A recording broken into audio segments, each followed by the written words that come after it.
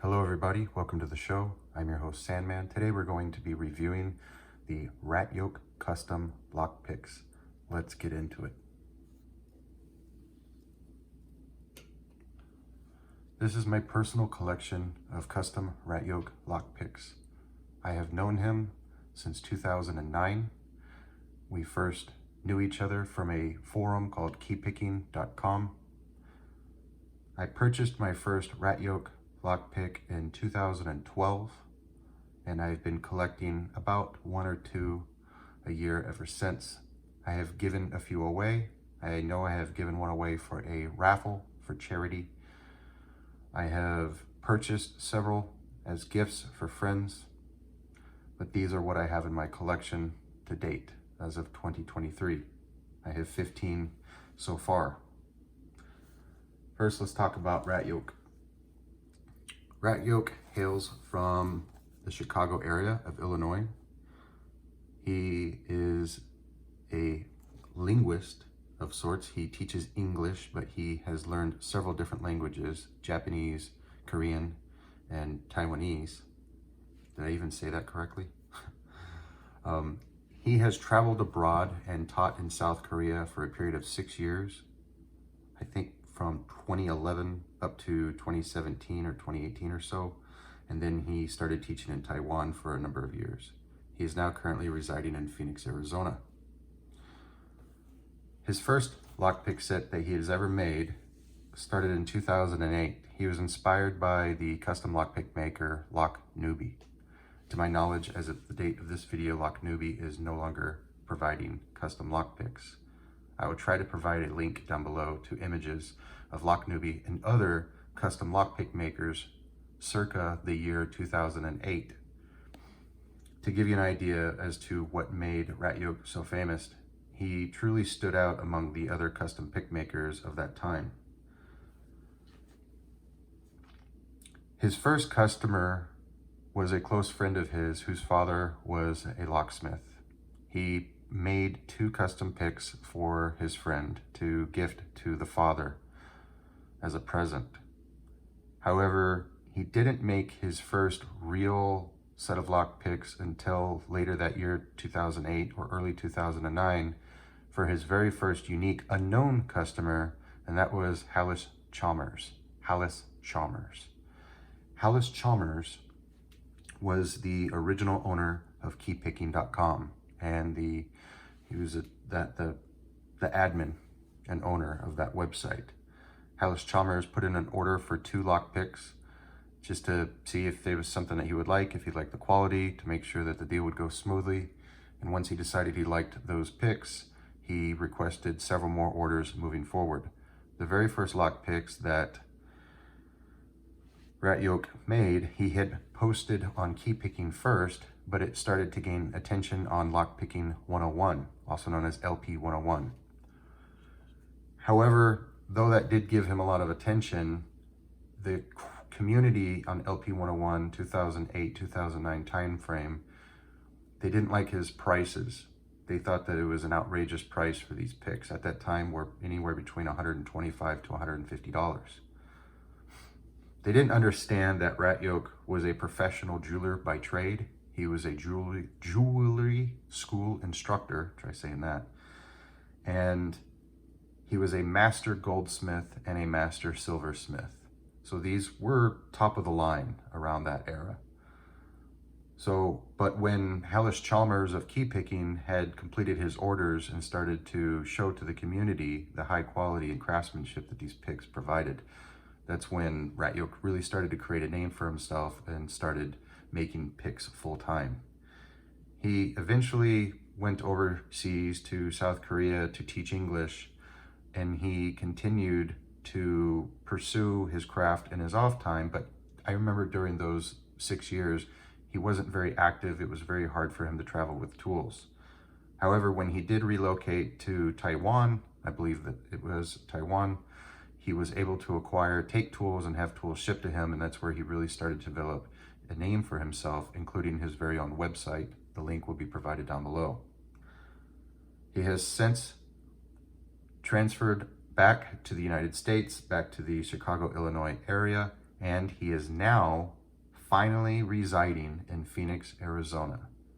At the time of this video, he was in transition from Illinois to Phoenix for a period of 3 months and was on hold. But now that he is in Phoenix, Arizona, he is now taking orders. The type of steel used in his picks, given that they are custom, is dependent upon the customer's wants or needs. However, since 2019-2020, he has been mostly using lock tools as they are very high quality steel. In previous lock picks, probably such as these anodized aluminum ones, he used a 1095 high carbon feeler gauge stock for the steel, the pick steel. I know in these two on the far left, when I commissioned these for him to make probably around 2016, I requested that he use Peterson government steel blanks, as that was my favorite steel at the time, which probably comes in around 400 to 420 surgical stainless steel. He has plans of adding Cerakote finishing by the end of this year of 2023. Some of the materials that he has used is ebony and holly, such as in these two picks, African blackwood, I believe in this one, and this one may be a rosewood, I could be wrong. And this one, please forgive me, Rat Yoke, I do not remember what material this was made of. But these two are ebony and holly for sure, and these are just standard anodized aluminum. The ebony and holly picks that I had requested he put Peterson pick steel in, these took about 5 to 6 hours per pick. The anodized aluminum lock picks took anywhere between 10 to 12 hours per pick. On average, he believes it was at minimum 10 hours per lock pick. At the time of this video, he no longer offers the anodized aluminum handles, but money is king, cash is king, money walks. So, going backwards, the very first lock picks he ever made, he made 2 for a friend, and then he made this set of lock picks for Hallis Chalmers. Hallis Chalmers has been a friend of mine since 2009.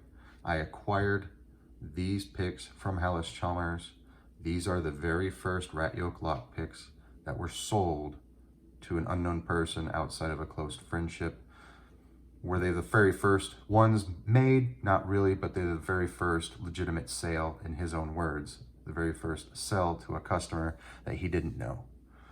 So these are the very first picks that he made here. And these are the ones that I have commissioned to him individually for myself here over the years. Who are these lock picks for? Well, if we take a look at our grading criteria that we've talked about in the past, we know that we have Little Timmy, and his sweet spot is a $25 lockpick set. We have Timothy, and he's shooting for the $50 price range. We have Tim, the contractor, the professional.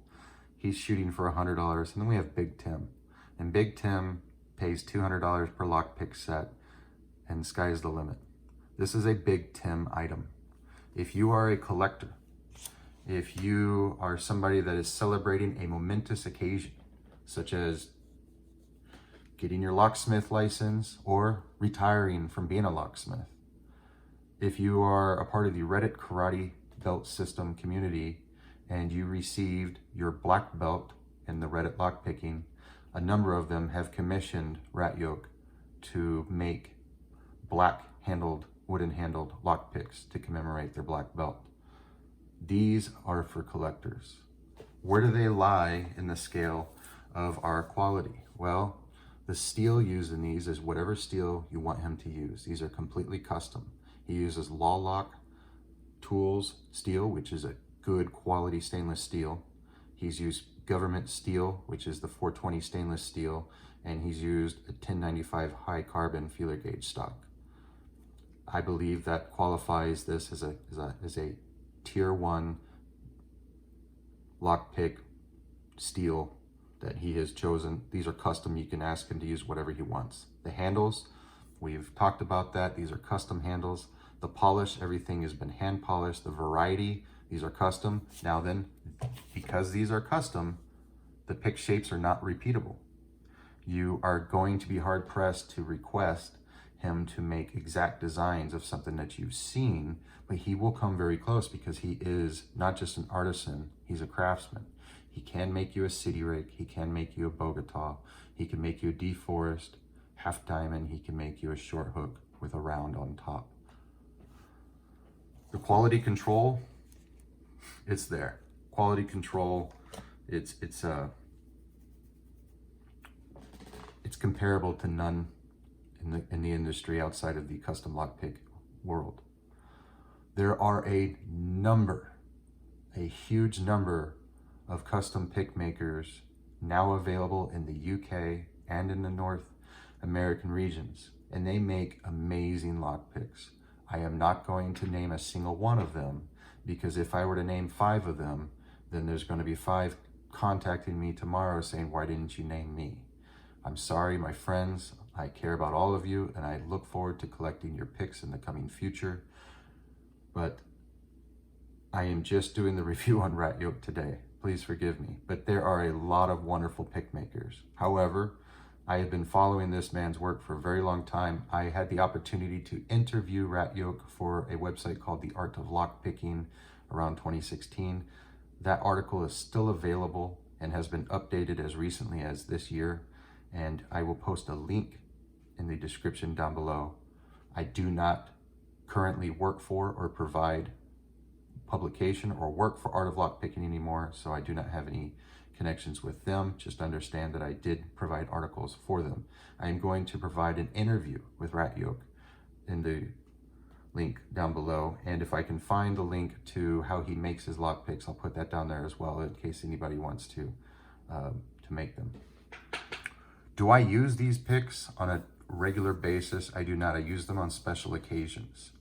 I am the only lock picker, I guess, that I've ever met that's never broken a lock pick while picking a lock. A lot of people complain that I've never mentioned about breaking Peterson tools or anything else. I don't break lock picks, but I do bend them. I have bent several lock picks in 15 thousandths and some in 18 thousandths, but I don't break lock picks. I'm not scared to use these picks. These are everyday tools that you can use.